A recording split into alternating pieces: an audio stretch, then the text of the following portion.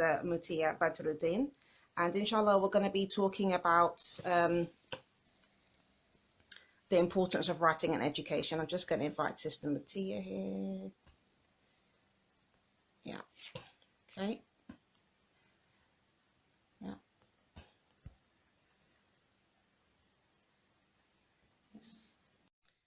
Assalamu alaikum, Sister Muti'ah. How are you?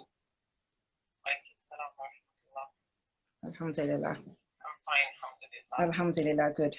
Right, Jazakallah khair. I think I've just tried to invite you on. Yeah, I'm here now. Okay.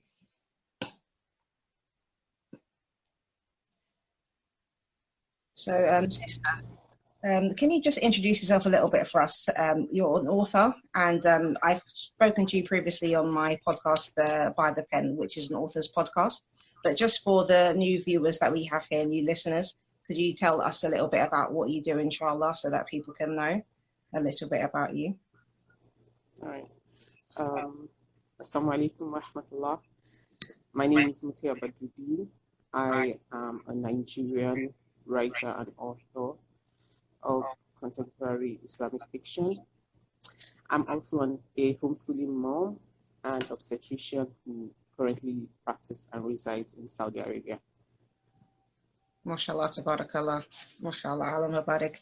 So inshallah today we just want to talk kind of about women and writing, especially Muslim women, because I think that is, there's so many areas that I want to kind of discuss around this, and mainly the part where when it talks about like contribution, as Muslim women, how can we contribute to society through writing, and to the importance of it, and the importance of being educated as well, because I find that often as times, you sometimes in today's society, when Muslim women want to strive for education and, further education, becoming professionals in different fields, sometimes, there's different, kind of ways of thinking. Some people think, well, why should a Muslim woman especially, what's the point in getting educated if you're not going to go and work in that professional field? Maybe she chooses to be a stay-at-home mum, for example.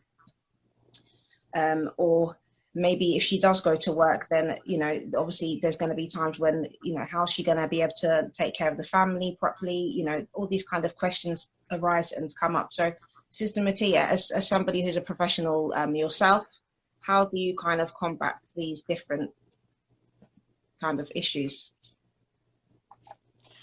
I mean, I think that as Muslims, our standards should be the deen.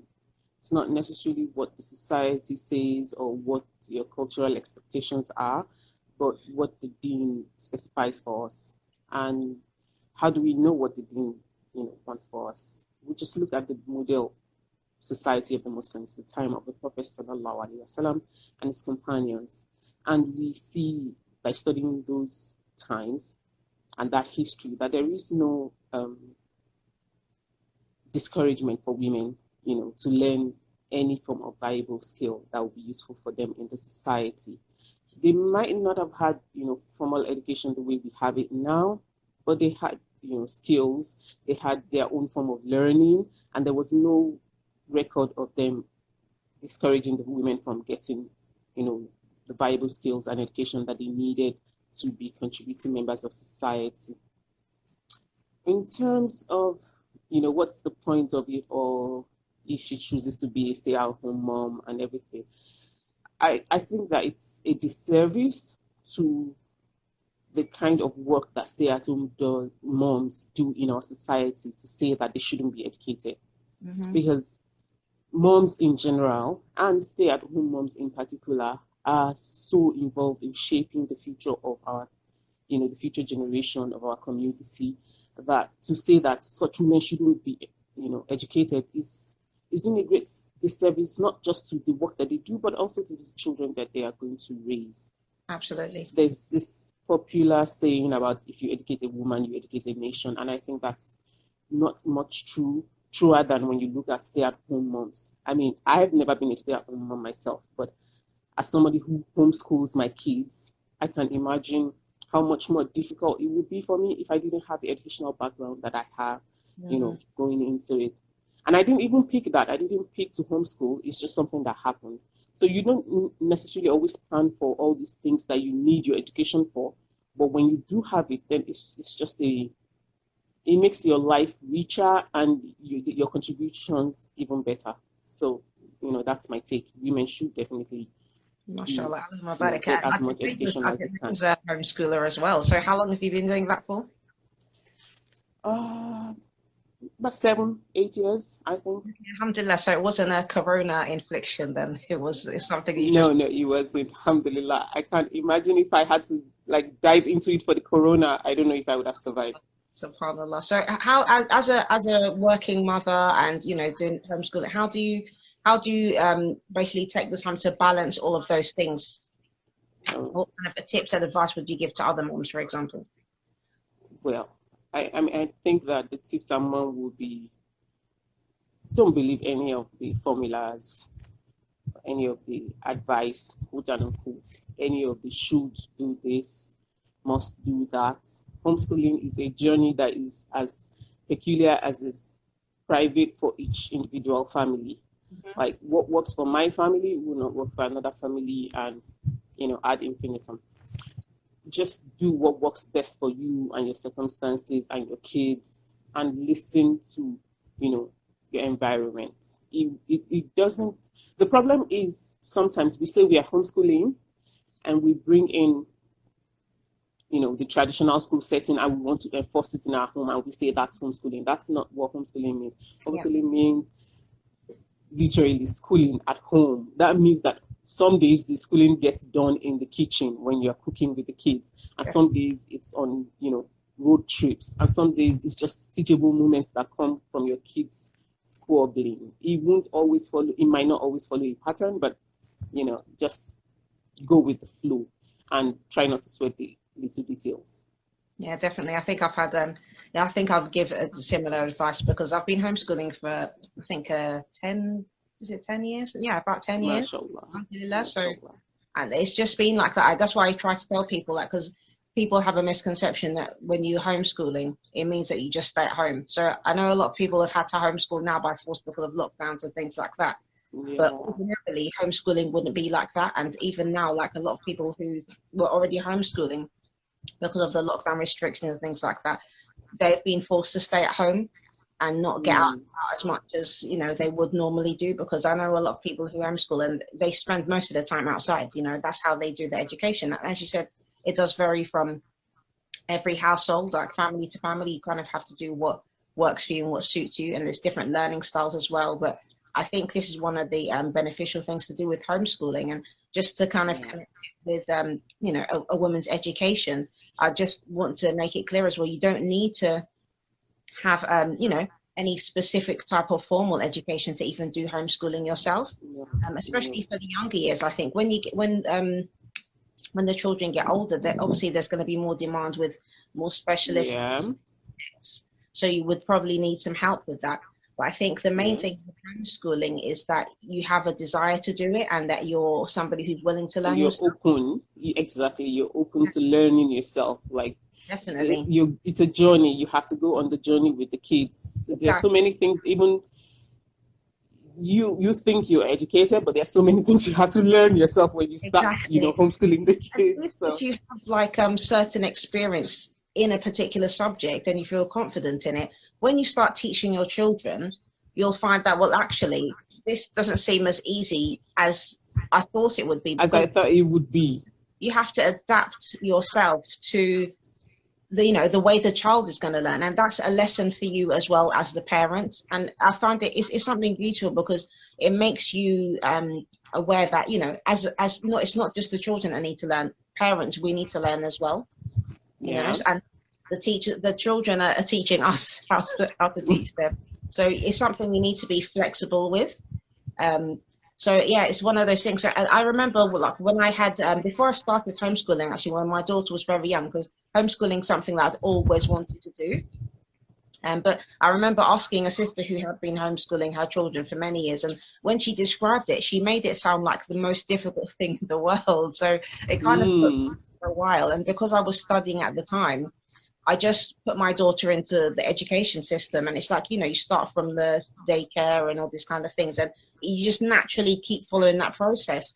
But when I finally did start homeschooling, and it was kind of by accident as well, because you know, my children had been abroad for a few months, and when they came back, I had to put them back into school, and I was waiting for my daughter to be accepted at school, and you know, she was 7 at the time, and I thought, well, she's not just going to be sitting around the house doing nothing. We need to do some work, you know, get her up to speed, make sure that everything's, you know, going okay. So I bought a few books, and we was doing work together at home. And when she did get accepted in school, she told me that she didn't want to go, and I was fine with that. Yeah. So alhamdulillah, we just continued from there, and that's how it kind of, you know, started, alhamdulillah. And even, you know, I studied art at university, so I didn't feel that that was even any kind of qualification, even though it's a higher education, but I didn't feel like it was the kind of, that I felt like I was personally like equipped to be like, you know, quote unquote professional teacher kind of thing. Yeah, so teaching. It meant that I needed to kind of, you know, make a lot of effort to look into different subjects, so that when my children asked questions and they needed help with different things, I was on a journey with them learning as well. So there was a lot of things that I had to learn. And sometimes, alhamdulillah, with the internet as well, there's so many resources out there that are free and available. Somebody's asking, how do they socialize with kids their age and make friends? This is another common question that people have. Because you're not always at home, you know, you find other groups of people who may be doing homeschooling, or there's extracurricular activities that other children who do go to school attend, and you can, you know, put them in there. Yeah, so alhamdulillah, my kids have to make friends. We came to homeschooling similar to yours. We moved to Saudi Arabia, and they were in English schools where we were. And, you know, I was like, okay, I'm just going to have to take up, you know, teaching them. But at the same time, we were here in Saudi Arabia, and I thought it's a good opportunity for them to learn the Quran and learn Arabic. So I put them in schools for that. So they learn the Quran and they attend Arabic classes. So they get to socialize with kids that way. But then we also have, you know, activities with other expatriate families. We get together a couple of months, and children find a way to socialize. You just have to make an effort. Yeah, alhamdulillah. Somebody's as well put on the YouTube chat that I think with homeschooling, hiring specialist tutors for certain subjects is advisable, especially for STEM subjects. Definitely, I agree with that. If you can afford to do it, then it's important. I find a lot of parents struggle with adequately explaining mathematics, sciences, and biology. Somebody also said, Miriam O, she says, yeah, I think socialization is important. Definitely, alhamdulillah. And even with the STEM subjects and finding professionals, as I said, it's even with the extracurricular activities. For example, here in Newcastle, there's a lot of extra classes, you know, that, as I said, students who do go to school, they attend those outside of school hours. So you have, like, you know, teachers that will come and teach them and help them with maths and science and these, you know, more, you know, technical and complicated subjects. So there's opportunity for any child who's homeschooled to attend those as well. And my children, alhamdulillah, they have in the past, obviously, but before the lockdown happened and everything, alhamdulillah.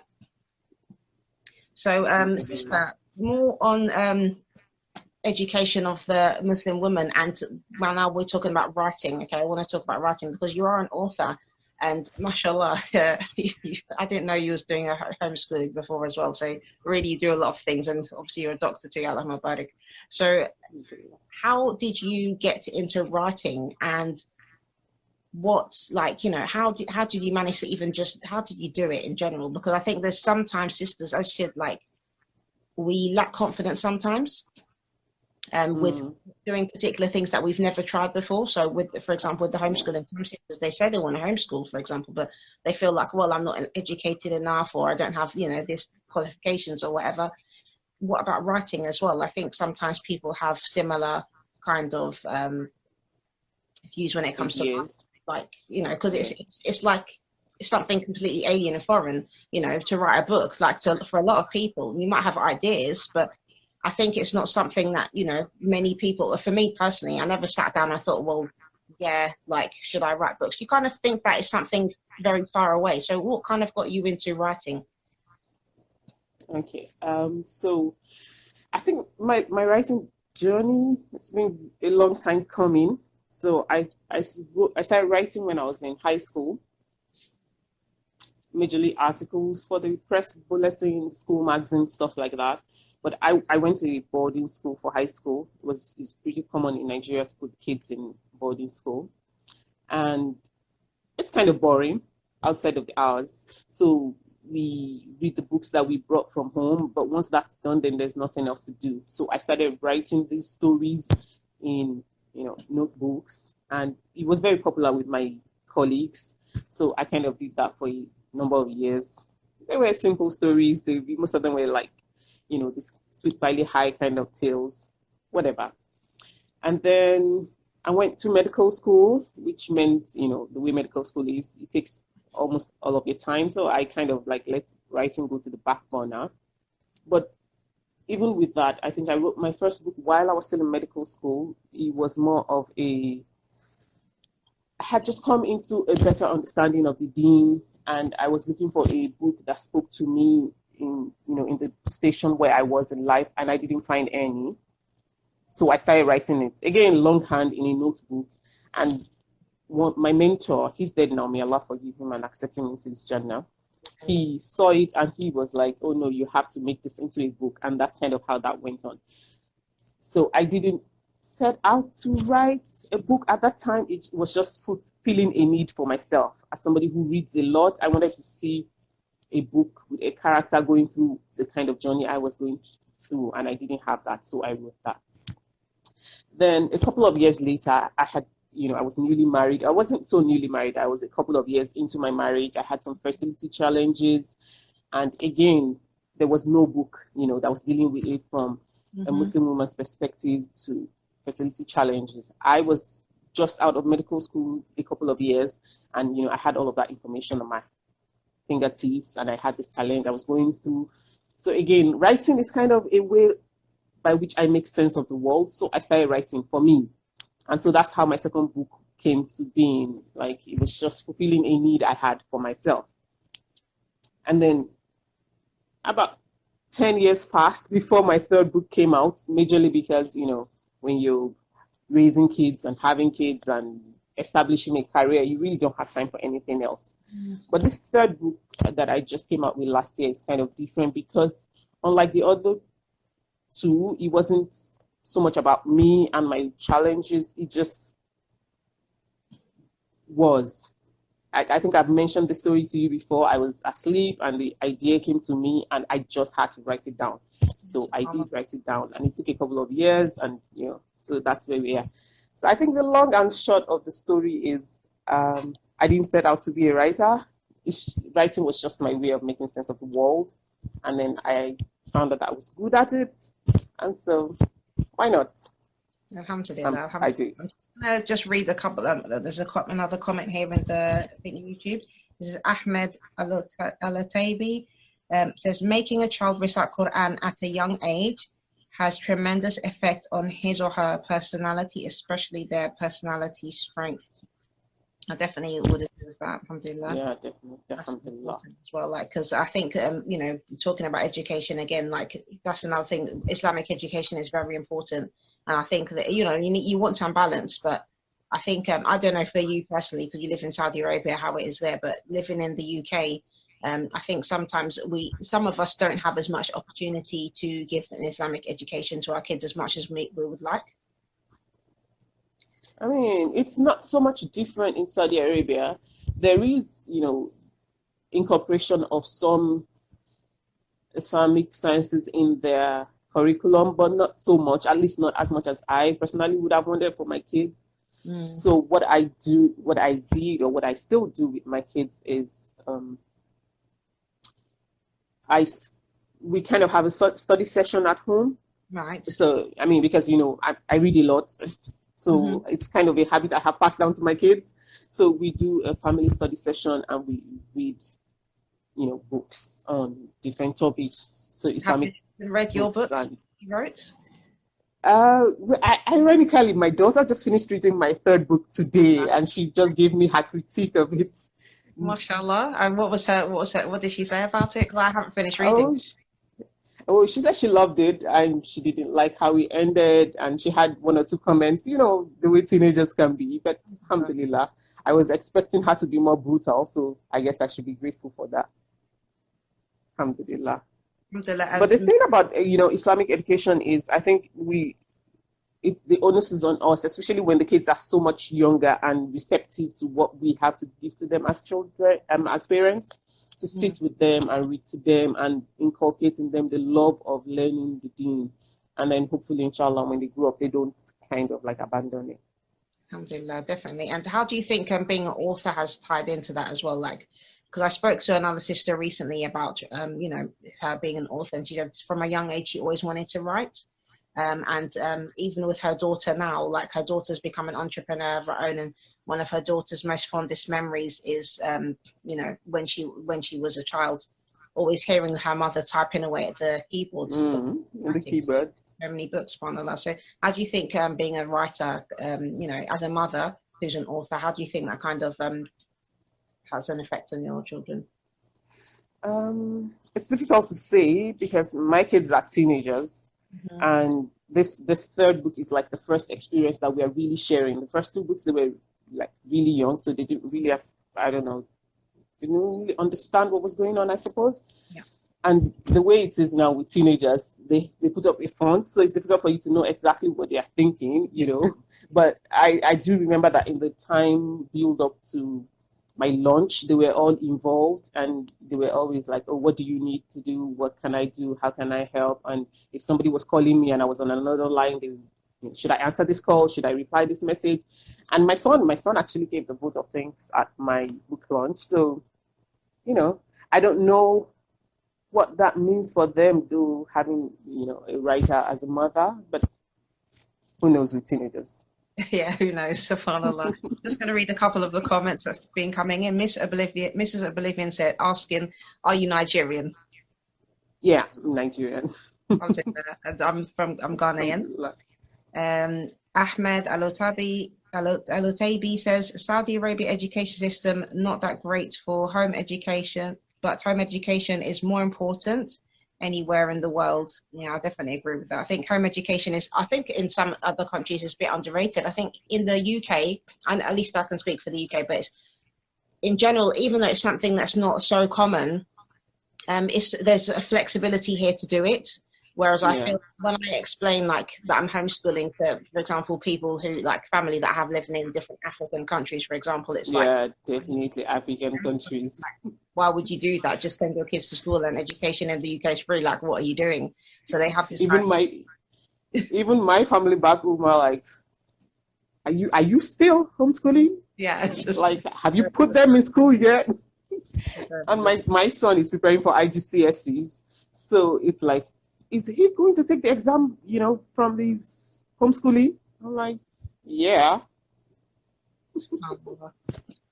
Uthman Semakade says, Assalamu alaikum wa rahmatullahi wa barakatuh. Catching up from Bahrain. Wa alaikum salam wa rahmatullahi wa barakatuh. Assalamu wa rahmatullahi wa barakatuh. Yeah, so more about the process of being an author. You decided to write the book, so you wrote the books, but what about the actual practical side of it? Like, how did you go about launching? How did you go about editing and all these kind of finer details? Did you have help? Did you have assistants? Did you have a coach? How does it work? Okay, so in the interest of, full disclosure, I'm not sure I would have gotten this book out if the 2020 lockdown didn't happen.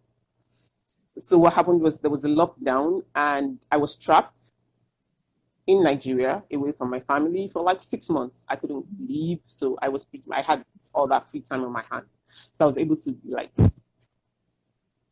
focus on the book. Mm-hmm. That said, the writing the book is the easiest part of it, or at least for me it was, because once I was done with the book, then I had to send it to the editor. I had to shop around for a publisher.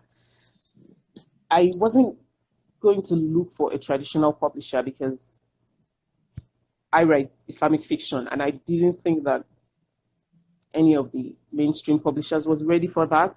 Mm-hmm. And I didn't want the time it was going to take me to start shopping around. So I decided, to self-publish. So I looked for a publisher that would support me in that.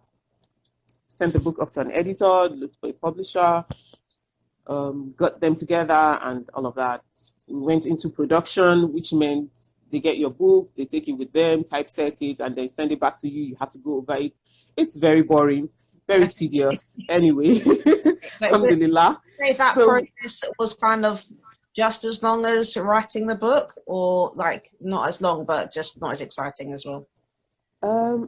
It depends. I mean, it took me 5 years to write this particular book, so right. Definitely not as long. But if you didn't take so long to write it, then maybe you say just as long. Mm-hmm. Especially because it wasn't so exciting, because you had to do all the boring stuff, the mm-hmm. editing and the going over it and making sure and arguing about cover details and where you want to put what. But alhamdulillah, my publishers were really supportive, so they did most of the bulk of the work. I had to just look at it and then approve or disapprove, and then they went back to make whatever changes I wanted to do and all of that. So that was pretty much it. I think the most challenging part for me was the marketing, the getting the book out there, getting word out there, because I'm not a very social person. I wasn't even on social media until just before this book came out.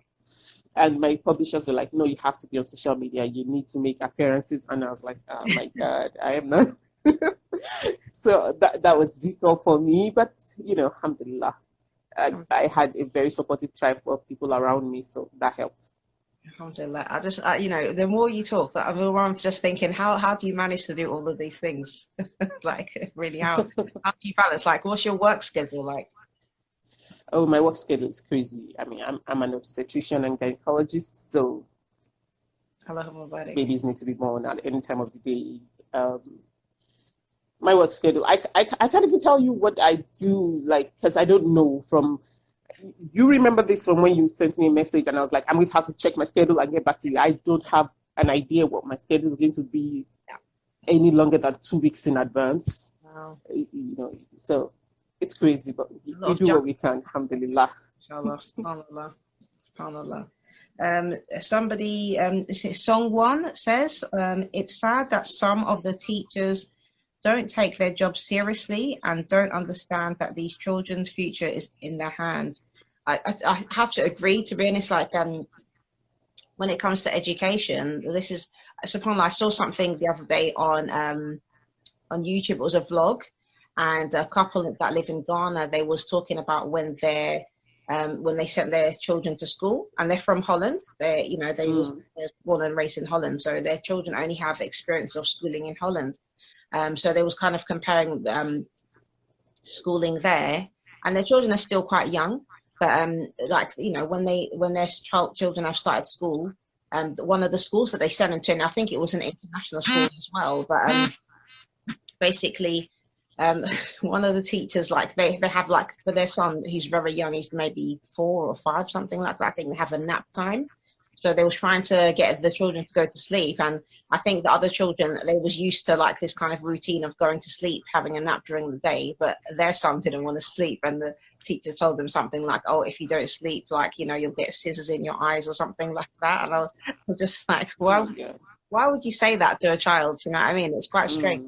This is a school where they said they've got like the British curriculum as well, but curriculum aside, obviously it's the execution as well. I'm not even saying that the British curriculum is anything to shout about, but just in general, I think a lot of teachers, that in my experience, and I know there are some very good teachers, definitely, and I'm not going to underestimate the kind of hard work that goes into teaching, because it is it's really full-on job. You go to school and you're teaching the children at school, but you have to do your lesson plans, and you have to deal with homework and all sorts of other things as well. So it's quite a big job, and it's not just a few children. Especially in this country, they've got like kids, up to 30 kids in a classroom at a time. So it's a lot of work. But I think sometimes, at least now, I feel with the teachers that we have, at least in the UK, a lot of them go into the profession not really wanting to be teachers. They do because that's the job that they can get.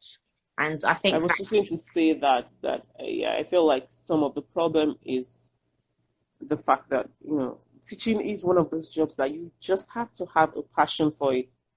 Like, I could never be a teacher. I don't have the, I don't know, patience, and I'm just not, I don't have it. But it's funny you say that, because this is what a lot of parents have said to me when it comes to homeschooling their children. And some of them I know are actually teachers. So that's what I find strange.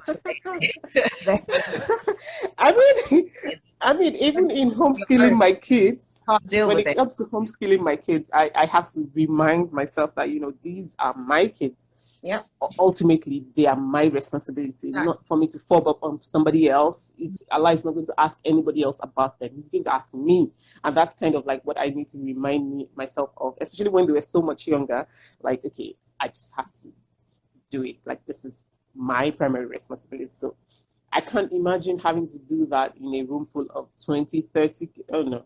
Definitely. Yeah. Definitely. No. It's a different, it's for me, it's something scary to think about. And I've done a kind of a little bit of teaching here and there, like in the masjid, and more like private teaching, you know, there's a bit of Quran and things like that, you know, with small groups. Mm-hmm. It's not the same. Like for me, like with my own kids, I know how to deal with them, you know, like we have an understanding, you know, and I understand how they think as well. So there's, obviously this is something you can develop over time with other children as well, but you don't have that freedom with other children. I think when it's your own children, like there's that element of, you know, level of, you know, where the boundaries are. Yes, do you know what I mean? And I think yeah, it's just different for me. Obviously, I that's my personal opinion. I'm very comfortable with my children, alhamdulillah. So, you know, they know what I expect of them, and I know what they are capable of as well. You know, so there's nobody really to consult with if they need a push. Yeah. I think that's just it. Like with your own kids, you know where the boundaries are. Mm-hmm. With somebody else's kids, you're always hesitant, I suppose, to like overstep or to, I don't know. I mean, I never even took a babysitting job. Never thought somebody else's kid. I so not a kid. Mashallah. I couldn't teach. I don't think you'd have time to do babysitting. I don't. Subhanallah. SubhanAllah. Okay, some more of the comments here. Muhammad Umar said, very scary sounding people. Why would kids go to sleep in school? Yeah, I don't understand either, but maybe because of their age. Yeah, it's probably their age. Even like, yeah, for very young children. Ahmed Al-Utaybi says, with Corona lockdown and homeschooling, I discover how my wife importance to keep the children on track. Yeah, subhanAllah. So it comes back to importance of, you know, the parents. I wouldn't even just say the wife as such, because obviously when you've got two parents, when children have both parents around, and as long as the parents are on the same page, it helps. Even if, for example, the father can't be there to like do the actual physical homeschooling. And mashallah, I know that there are some brothers actually online who they've shared some of their experiences, that they actually are the ones homeschooling their children, you know, the mother as well. So it's, you know, both parents are taking part in it, which I think is, you know, obviously mashallah more beneficial. But even if it's only one parent that's really focusing on the homeschooling side, the other parent definitely needs to really be supportive of that. Because supporting in other areas. Yeah, I've met some sisters, for example, they would really like to do homeschooling, but the husband isn't on board with it at all, because, you know, he has that mindset that it's not mindset that is inferior. Yeah, basically. So it's just kind of thinking outside of the box a little bit, and I think that's literally what homeschooling is. You have to think outside of the box. It's not like it's not as mundane as it might sound, but I think a lot of doing anything at home has become something which people see as boring now. Like, you know, when you talk about homeschooling, being a stay-at-home mom, working from home, this kind of thing. It just speaks to the way the work that is primarily done by women is valued in society. Like anything that cannot be monetarily quantified is kind of seen as inferior. Yeah. Even though, I mean, that's not necessarily true, but that's the reality. Yeah, definitely. I feel in my own personal experiences with homeschooling, often when I would meet like other Muslims, sometimes people would say to me, "Oh, why don't you just put your children in school and get a job?" You know, like going, you know. And it's just like for me, especially at the time because I was single parent, I just felt, well, I'd rather spend these years with my children and having as much time with them as possible rather than just putting them into school, going to work, maybe doing a job that I don't like, and then when they come, I'm too tired to You're too tired to spend time with them.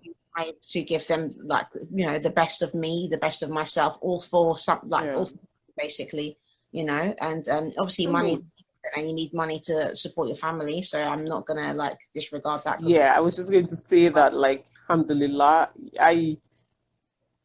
it's a privilege. I always tell people that in any circumstance, you have to be willing to see your privilege and acknowledge it. Like, subhanallah, some sisters would like to homeschool, but they just can't. Their circumstances don't allow it. You know, some women have, so that the fact that we are able to do what we are able to do, whatever constraints we still have, we just be grateful that, Allah has given us this privilege to be able to find time and the resources to do that with our kids. So, alhamdulillah. Alhamdulillah. It's definitely it's the mindset. I think that when you have the desire to do something, Allah makes the way easy for you as well. Yeah. I think that's important, having that right intention, and just, it's like you said, it's about balancing things. I think, mashallah, having the job that you have and being able to have time for homeschooling, well, I think if you can do it, most people could probably do it. Obviously, the finances is another thing, but yeah, subhanAllah. Yeah. There's another comment here. Song 1 says, "It's funny that children take online tests. When I heard it for the first time, I couldn't believe it. To be honest, I still can't believe that's still a thing." I don't know about this online test. I'm not sure what he's referring to. Have you heard about these online tests? No, I'm not sure what he's referring to either. Someone, if you could like elaborate on that a little bit, because I'm not sure exactly what you're referring to regarding that. MashaAllah. Okay. So, alhamdulillah. So, what have I got here now? So part of another thing I wanted to mention, actually, the author's podcast that I started, because I found that I'm actually trying to write a book myself at the moment, and alhamdulillah, I'm at the kind of editing stage, right? So when I met you and we did an interview for the Niqabi Diaries, and I found that you're an author and everything, I was really excited, and it inspired me a lot, basically. And it was, what inspired me a lot was that you wasn't the first sister that I've even spoken to who wears the niqab that was an author, but that it just made me kind of think, a lot of the time people have this kind of misconceptions about sisters who wear the niqab, that you can't do certain things, like you're limited basically with what you can do. So obviously, and that's one of the reasons why I had started this podcast. Alhamdulillah, it was this platform, the Newcastle FAST FM, where it actually started. So this is like the birthplace of the Niqabi Diaries. Alhamdulillah. MashaAllah. Yeah, so that's why I started the podcast. But when I spoke to you, I said you wasn't the first sister that I spoke to who was an author, but it made me think, like, mashallah, like obviously apart from sisters who do wear the niqab, there's many Muslim women who also write as well. So that's why I started the author's podcast by the pen. Alhamdulillah. And I've managed to speak to a lot of other sisters who, coming from so many different backgrounds and different perspectives as well. Because I think, for any sisters who are listening and maybe they like writing, or they do writing in private, for example, for themselves, journaling as well. A lot of people are into journaling these days. Writing down their thoughts and kind of as a way to process their emotions and things like that. Or other mothers who they might feel they have certain things that they can share, like advice and stuff like that. Would you say that you think having a certain level of education makes it easier to write, or is the importance of writing or being able to write is easier from the desire perspective and feeling that kind of need? Do you, in your personal opinion, obviously you are highly educated, but what do you think had kind of more influence over your writing? Was it the desire itself, or the fact that you were educated, if that makes sense? Nah, the education definitely doesn't enter into it. Like, my education was pretty streamlined. It's, growing up in Nigeria, if you were a smart kid, you went to school, had to become a doctor or a lawyer or an engineer, and that was it. So pretty much all my life I've been tailored into what I'm doing now, which is medicine. So no, it wasn't that education that prepared me for writing. If anything prepared me for writing, it was the fact that I read a lot. Like, anytime I talk about how much I read, I think it's difficult for people who don't read quite as much to understand what I mean. Like, I read an average of a book in a day. Oh, maybe wow. 2 days Wow. maybe 2 days if, I'm really busy, or I literally don't go anywhere without a book. And these days with the eBook readers and everything, I have hundreds of books on 3 different reading apps on 2 different phones. And I have a Kindle. MashaAllah. And my living room is full of books. That's like, I read a lot. I think if anything, that's what prepares you for writing. One of the Nigerian authors that I really, really appreciate, he wrote majorly pre-colonial and post-colonial books. He's not very well known, but he wasn't even educated in the way we would say people are educated. Like, I think he only studied up to standard 5 or 6. Amos Tutuola, and his work is something that inspires me. When my favorite genre to read is historical fiction. Okay. And when I read his work, you would know that the person who wrote this is not, it's not polished academically or stuff, but the vibes that you get from the book, it's such a beautiful work. What did you say? Sorry? Amos Tutuola. How do you spell his surname? Tutuola. I hope that's the name. My brother-in-law is going to kill me if I'm giving you the wrong name. Okay. Alhamdulillah. I wish I had the time to read more. That's so great. Sister Zylona Marin. Yeah. I don't know that it's a time thing for me. Like, I don't know. I couldn't imagine my life without reading. And I am somebody who doesn't have any time. Like, literally, I do not have any time. But if I am sitting... Your tips, because, like, literally, subhanAllah, like, literally, you make me feel speechless. Okay, the more I speak to you, I'll have my verdict. Like, I cannot say it enough. But, like, the more I speak to you, the more you say things, I'm just thinking, okay, how does she do these things? Like, you say you don't have time, but you manage to read a book a day. I can't even read a book. That's what I'm saying. Like, I mean, I don't know. That's what I do. Like photographic memory or something. Like, I don't know how. No. I just, I don't do anything else. I work, I mom, I read, and I write. I mean, obviously, I do my ibadah, but that's it. I don't watch TV. I'm not a party and social person. Pretty much this is what I do. This is my life. So, and the thing is, we all have time. We just, those chunks of time when we think, I'm waiting. I'm picking my phone and I'm reading what or it's everywhere. Like, everybody knows me, because once you come closer to me and you see me scrolling through my phone, while most people are scrolling through social media, I'm reading a book. And it's not because I'm, I don't say this to be pretentious or anything. I'm just saying that that's kind of like how I've always been. I remember that my earliest memories of reading was sounding of the words of a toothpaste pack. I must have been about 2 or 3, or trying to read billboards when the car was moving. So it's always been a compulsion for me. And I think that if anything, that's what has helped me in the writing journey, because when you read a lot of books, then you know what works for you and what doesn't work, what you cringe when you see, and what you want more of, and what you want to experiment with. I mean, obviously, if I don't know, if I went to take some creative writing, I don't know, masters in fiction, art, I don't know, anything, maybe my work will be better. I don't know, Allahu Alam, but I don't have time to do that. I haven't done that, but alhamdulillah for where we are now. Alhamdulillah, alhamdulillah. So do you feel that your love for reading is something that you've managed to pass down to your children? Because these days I find it really difficult. I've always read to my kids, even before they was born, to be honest. I used to read a lot when I was pregnant with them. And, through their younger childhood and stuff, I always read to them every day.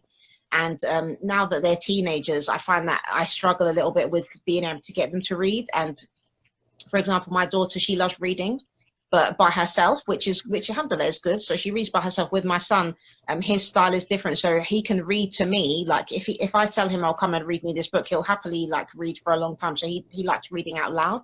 But if I read by himself, he finds that more challenging. So, especially now with children, they find, the social media is attractive to them, and that's what they like to spend most of their time, with. You've managed to have some kind of influence over them. Yeah, I think, alhamdulillah, my kids are like me. We read a lot. We're a reading family. It's a running joke amongst the people who know us. If we come to a new town, the first thing we ask is, where's the big shop around here? Alhamdulillah. Alhamdulillah. Alhamdulillah. I'm just going to check some of the comments here on YouTube. We've got Noor Al-Haya. She says, MashaAllah, Niqabi's here. Alhamdulillah, barakallahu feek. And someone said, I mean, the online test in class, school, at least here in Germany, we do a test that we're supposed to do in school, but they're doing it at home online. Okay. Oh, yeah. Most of the students cheat, and the teachers still give good grades. Wow. Yeah. I didn't know about that. I think in the UK, to be honest, it's something I kind of thought about myself, but then I thought, well, how would it work? Because students can cheat because they're at home. So if you're doing a test, even if you do online courses, for example, adult courses that they have, different courses and things, and you do your test online, usually it's an open book kind of test, because obviously, you can, it's easy to find any answer to the questions that you want while you're doing it. So it's not really the same. Whereas students, I don't know how that would really work. Ali Al-Sumari says, Assalamu alaikum wa Ramadan Kareem. Wa alaikum salam wa rahmatullahi wa barakatuh. And song one says, Alaikum salam wa rahmatullahi wa barakatuh. At what age did you first read? Okay, so mashallah, sister answered that question. I can't remember how old I was when I started reading. It was probably definitely not the age of 2 or 3. Mashallah. So yeah, definitely not that for me. But I don't even have a clue. I don't know if my parents would even remember. I'd have to ask my dad that question. He'd probably know. Ahmed Al-Utaybi says, is Hausa a big tribe in Nigeria? We have great Hausawi scholars. Yeah, it is. Barnawi from Mecca. In Mecca. Yes, there's quite a number of them. The expert in the Nigerian. So the Hausa tribe is really big in the whole of West Africa, really, not just in Nigeria. But yes, they're a major tribe in Nigeria. And there's quite a lot of them in Mecca and Jeddah region. And they're called the Barmawi people here. I have no idea why they're called that, but yeah, it's a big tribe in Nigeria. Barmawi. Okay. I don't know why. Yeah, I don't know why. It's interesting. What does it mean? I have no idea. Okay. I think it's something to do with, people whose predecessors came to Saudi Arabia probably for the Hajj or something, and then just didn't leave. So they're kind of, some of them have nationalized and some of them are just there undocumented. Brother Ahmed Al-Utaybi, if you know what Barnawi means, then please let us know on the chat, inshallah. We appreciate that. Yeah, mashallah, that's really interesting. Alhamdulillah. So yeah, because I know in Ghana they have Hausa as well. So Hausa, yeah. Yeah, so and they're predominantly like Muslim, mashallah. Yeah. You're not Hausa though, are you? So No, I'm not. I'm Yoruba. yeah, you're Yoruba, mashallah, Mubarak. Yeah. So tell us a little bit about the Yoruba as well, because we can't leave them out. Okay, so we're predominantly in the southwestern part of Nigeria. Mm-hmm. And people like to say that we're mostly Christians, which is not true. Islam actually was in the Yoruba land long before the British came with their colonization and their we tend to value education a lot.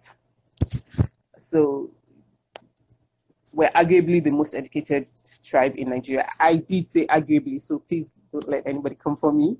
Okay. We have this thing about each subsequent generation should be better than the rest. So you find that every parent wants their child to be better than them. I know that sounds like, isn't that what everybody else does? But it's a particularly cultural thing in Yoruba people. Like, even if the woman is not in any way educated, she wants her child to at least go to grade 6. Yeah. And then if she has grade 6, then her child should at least be high school. And if she has high school, then her child should at least have to. So we are always like, and traditionally speaking, Yoruba women are not expected to be docile or stay at home or not work. Or so that's never been part of our culture. What else? That's pretty much all I can think of right now. Yeah, alhamdulillah. And Brother Ahmed Al-Utaybi says, I think he's referring to the Barnawi from Mecca. Family name or tribe in Saudi Arabia. Okay, so we don't know the meaning of it, but we haven't been given such, but yeah, it's a family name or a tribe. Okay, alhamdulillah. Alhamdulillah.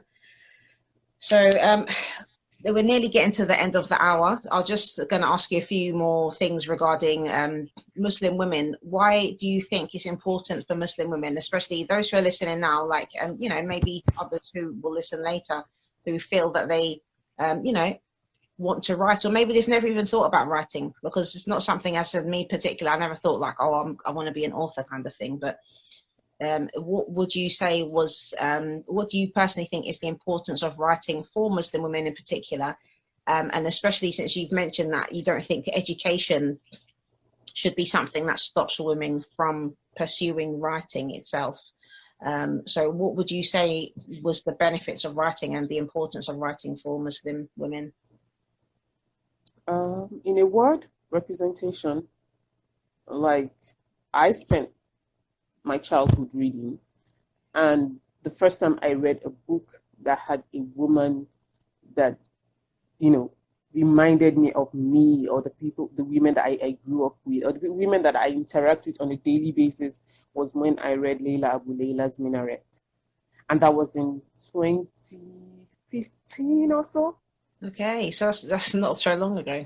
Yeah, up until that time, I either never read an African woman, or if I saw an African woman, she wasn't Muslim. And if she was Muslim, then she would be pitiful or, rebellious and in need of saving, and, needs to be liberated from her deen. Or there was no representation of a Muslim woman who was just a Muslim woman, happy in her deen, living with her life, and our daily struggles that we have as Muslim women. Yeah. Like, we're not political statements for governments to score cheap electoral points on. We are not media bulletin points for them to make headlines with. We are living, breathing human beings with lives of our own and problems of our own. And we need books that reflect that.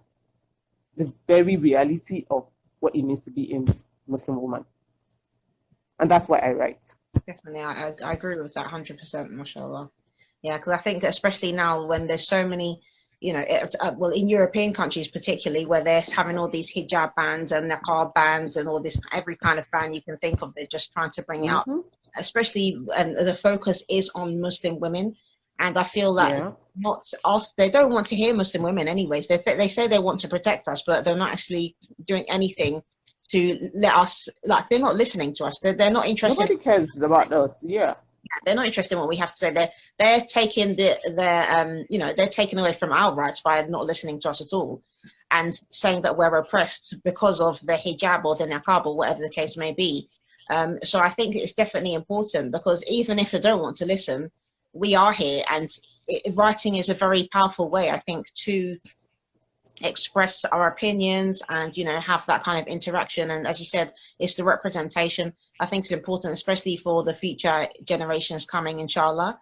A lot of the young girls now these days as well, especially when there's so many things that is distracting the youth from the deen, and making them feel that they can't be a Muslim and have opportunities. You know, opportunities. Yeah. There are, yes, dunya related, but, you know, if writing is something I feel that, inshallah, if it's done with the right intention and it's done for the sake of Allah, inshallah, that it will be something that counts to our, you know, book of, you know, good deeds, inshallah, on the Day of Judgment. So I think that is, that's, for me, I think that's why it's important. Any other comments? Okay, Malahat, Assalamu alaikum, wa alaikum salam. Camelia Musawi, English teacher. Assalamu alaikum, sisters. Wa alaikum salam wa rahmatullahi wa barakatuh to everybody. Jazakallah khair for joining us today. And you've been listening to Newcastle FAST FM. And this is the Niqabi Diaries show, which we will be airing every Thursday during the month of Ramadan, inshallah, with special guests. And I want to say a big Jazakallah khair to Sister Muti'ah Badruddeen, who has taken her time after her iftar from Saudi Arabia to spend with us and give us, you know, some of her knowledge and her inspiration and, mashallah, nice tips and everything. So, barakallahu feekum, sister. Thank you so much. Jazakallah khairan for having me. Can I just say about my book, in case anybody was wondering? Yes, of course. Yes. So it's called Reiki and Z. Reiki and Z, right yes. Here. Yeah. It's called Reiki and Z, and it's available on all the major booksellers, online booksellers, Amazon, Book Depository. Yeah, definitely. I've got my copy, so I get everything. Yeah, that's true. You do have your copies. Yes, you can follow the sister on it's a Deen Progress. Yeah. I'll put this in the chat actually. Deen Progress. Deen Progress. What's that on Instagram? Instagram and Twitter and Facebook. Yeah. So yeah, inshallah. If you want any more information or you want to pick her brains about something else, mashallah. Okay. So yes, Jazakallah khair, sister. And yes, I'm going to close this now because we're running up into the next show. So just tune in, inshallah. Don't forget, every day at 5 o'clock we have sisters shows. So there's different sisters having their hour. So don't forget to tune in for those and the other shows that we have. Barakallahu feekum. Thank you everybody for listening. Wassalamu alaikum wa rahmatullahi wa barakatuh. Wa alaikum assalam wa rahmatullahi wa barakatuh.